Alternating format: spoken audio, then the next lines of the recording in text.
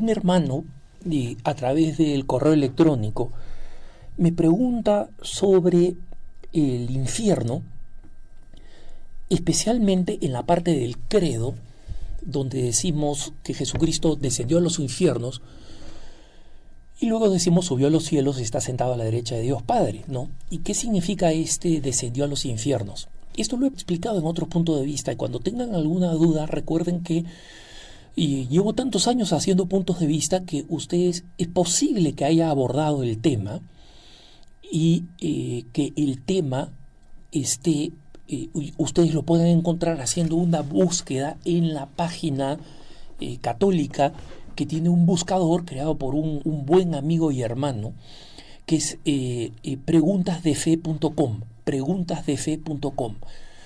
Ahí está, digamos, una base de datos, básicamente, de mis programas Punto de Vista y Cara a Cara en EWTN, con respuestas a preguntas que los fieles hacen respecto a distintos temas. Y el tema del infierno lo he abordado, ¿no? Pero me parece importante abordarlo de nuevo, porque este hermano confunde dos cosas. Primero, cree que el concepto del infierno en sí mismo es un concepto demasiado cruel para Dios, de que el infierno básicamente no existe, y que nosotros solamente cuando negamos el amor y rechazamos la gracia, simplemente quedamos en un estado de no gracia o un estado de no divinidad y no somos arrojados al infierno. Y mucho menos son arrojados al infierno quienes fueron buenos y fieles a la ley de Dios y que por qué estaban en los infiernos, ¿no? Entonces, este hermano está abordando dos temas que están conectados pero que son distintos y que tengo que aclararlo en dos pasos distintos. Primero, la existencia del infierno. Nosotros sabemos que el infierno es una verdad de la fe, una verdad dogmática, un dogma de fe. Y negarlo repetidamente y bajo corrección es una herejía, ¿no? Pero también es verdad, no solamente porque lo ha proclamado la Iglesia y porque Jesucristo claramente habló del infierno y de cómo es de naturaleza infinita, desde la parábola del rico Epulón y Lázaro, por ejemplo, hasta cuando habla de que allí será el llanto y el rechinar de dientes para siempre, ¿no? El hermano dice, bueno, sí, efectivamente, el que libremente rechaza a Dios cae en un estado de no Dios o de no divinidad, como quiere utilizarlo el hermano, con un lenguaje no solamente poco preciso, sino un poco contaminado por las filosofías de la reencarnación, ¿no? Pero le explico al hermano y le recuerdo a todo cristiano, que precisamente el horror del infierno es ese, es la ausencia de Dios y en consecuencia la ausencia de todo bien. Porque cuando acabe esta vida, nosotros no vamos a tener ningún deseo material, físico, y no vamos a tener ninguna atracción como las que tenemos ahora por el dinero, por el poder, por el placer. Solamente vamos a tener un cuerpo resucitado que tiene hambre de Dios. Alma, cuerpo y espíritu van a estar anhelantes de Dios y Dios les es negado. Esa es la situación, que es peor que no comer, peor que no beber, peor que no dormir, peor que no poder ir al baño, peor que asfixiarse, peor que todas esas cosas juntas, porque el cuerpo y el alma solo van a tener un anhelo, que es el anhelo de Dios, y Dios le va a ser negado porque estas personas lo negaron. En consecuencia, el infierno es, como decía C.S. Lewis, la más horrible de las doctrinas cristianas, que si él pudiera rechazar, rechazaría. Pero es tan lógica con respecto a la libertad que Dios nos da en esta vida para elegir, que es imposible de rechazar. Y esa es la razón por la cual C.S. Lewis, cuando se convierte al cristianismo, termina no solamente aceptando, sino insistiendo en que esta doctrina es verdad y que justamente nuestros actos cotidianos deben hacernos pensar en que existe esta posibilidad para la vida y para la persona. Ese estado de no Dios no es un estado neutro.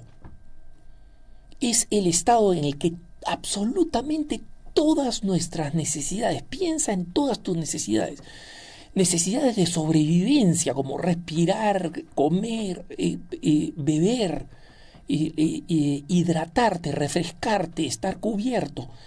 Y piensa en todas tus necesidades afectivas, el amor, el cariño, la presencia, el contacto. Todo eso no va a existir. Entonces, ¿cómo no va a ser eso horroroso como una pila de fuego?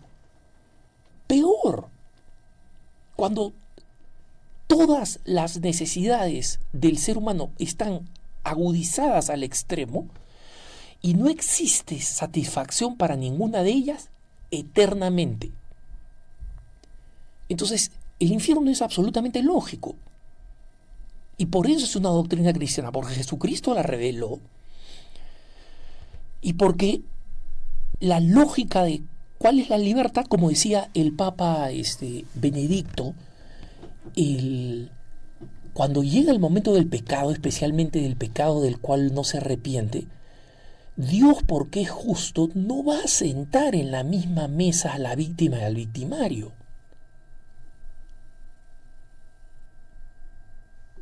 Y esto es, como digo, una lógica teológica. Solamente cuando el victimario deje de ser victimario por la conversión, van a poder ser hermanos en la conversión y sentarse en la misma mesa. De otra forma, Dios no sería justo. Entonces, ese lugar que el hermano se imagina no es un estado neutral, porque no va a existir. Una vez más, sabemos que vamos a tener un cuerpo glorioso. No entendemos todo el misterio, pero sabemos que es un cuerpo glorioso, que no va a tener las necesidades o las inclinaciones propias del pecado, que va a tener solamente un anhelo único dirigido al amor, y el amor no va a existir en su vida porque optó por no aceptarlo.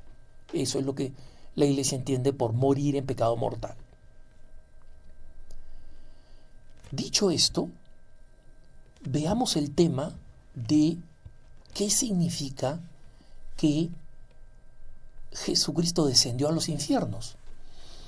Como digo, esto lo he explicado en otros puntos de vista de forma más extensa y lo pueden buscar una vez más en la página web preguntasdefe.com, ¿no? preguntasdefe.com. En esas ocasiones he explicado lo que enseña la Iglesia respecto de por qué descendió a los infiernos. Tenemos que entender, hermanos, que para nosotros los cristianos la redención traída por Jesucristo es una diferencia colosal e histórica. No es una cuestión menor. Y que la historia del mundo esté dividida en antes y después de Cristo no hace suficiente homenaje al hecho de que realmente la historia de la humanidad está partida entre antes y después de Cristo. ¿Por qué? Porque a través del pecado original de nuestros primeros padres, de Adán y Eva, los hombres hemos heredado el pecado original y solamente la redención de Jesucristo nos libera de ese pecado. ¿Y eso qué cosa significa? Que antes de Jesucristo nadie era digno de llamarse hijo, como explica San Pablo. Gracias a Jesucristo somos hijos en el Hijo. Antes nadie era digno, a pesar de cumplir con la ley de Dios. Moisés, los profetas, los jueces justos. Nadie era digno de estar presente ante Dios. Y estos eran hombres heroicos que han cumplido con las enseñanzas cristianas antes del Concilio Vaticano II y en algunas iglesias orientales todavía se habla de San Isaías, San Jeremías, San Ezequiel, o sea, se les considera santos. Pero nosotros sabemos que estos hombres heroicos y verdaderos ejemplos de vida, de fidelidad a Dios, no habían recibido todavía el don de la redención. Por eso es que la redención de Jesucristo es tan importante. Y por eso que adherirse a la redención de Jesucristo es tan importante. Y por eso ser cristiano es tan importante. Cuando dos papás discuten, ¿sabes qué? Yo creo que a mi hijo no lo voy a bautizar, voy a dejar que él elija cuando sea adulto. Es desde el punto de vista cristiano, o sea, si los papás no tienen fe, pues está bien que el hijo escoja lo que quiere. Pero si los papás se llaman cristianos, ellos tienen que entender que somos cristianos porque creemos que Jesucristo es la redención y que con consecuencia es el bien supremo. Y así como yo no voy a ser tan loco de decir, mira, a mi bebé que no sabe hablar y que recién está comiendo comida sólida, no le voy a dar papilla de manzana o no le voy a dar papilla de durazno, porque yo quiero que él crezca y escoja si le gusta la manzana o el durazno. No, le vas a dar papilla. ¿Por qué? Porque sabes que es por su bien, que es bueno para él, que es bueno para el bebé. Y por eso es que nosotros bautizamos a los bebés cuando están recién nacidos, porque creemos que es un bien absoluto, que lo redime del pecado. Y puedo contar toneladas de historias de personas que me cuentan qué cosa pasa con los hijos no bautizados, que son historias de horror. Pero nunca me ha interesado eso, como ustedes saben, ¿no? Ir a las partes más escabrosas para tratar de asustar a la gente. No, trato de argumentar a la razón, a la lógica del cristiano. Entonces, antes de la salvación, no había un lugar para nadie, por más virtuoso que fuera, para compartir el cielo con el Padre. En consecuencia, nosotros no sabemos si estas personas, estos héroes y estos hombres heroicos de la fe, no sabemos cuánto estaban sufriendo, porque también en el infierno como en el cielo hay grados. Lo que sabemos es que estaban suspendidos de ir al cielo y esa era una situación para ellos dolorosa. Y en reconocimiento de su virtud, apenas muere y redime a la humanidad, Jesús desciende para subirlos al cielo, porque no había otro lugar. Entonces, no era la injusticia de Dios, la justicia de Dios tenía que darse a través de la misericordia, y esa misericordia llega a través de preparar a un pueblo para que fuera capaz de recibir a Jesucristo. Y miren ustedes, Jesucristo muere asesinado por nosotros, por la humanidad.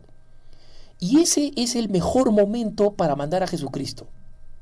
Imagínense, el Padre que lo sabe todo, sabe que Jesucristo al final nunca iba a ser aceptado. Y que ese era el máximo de aceptación que iba a recibir. Morir en la cruz.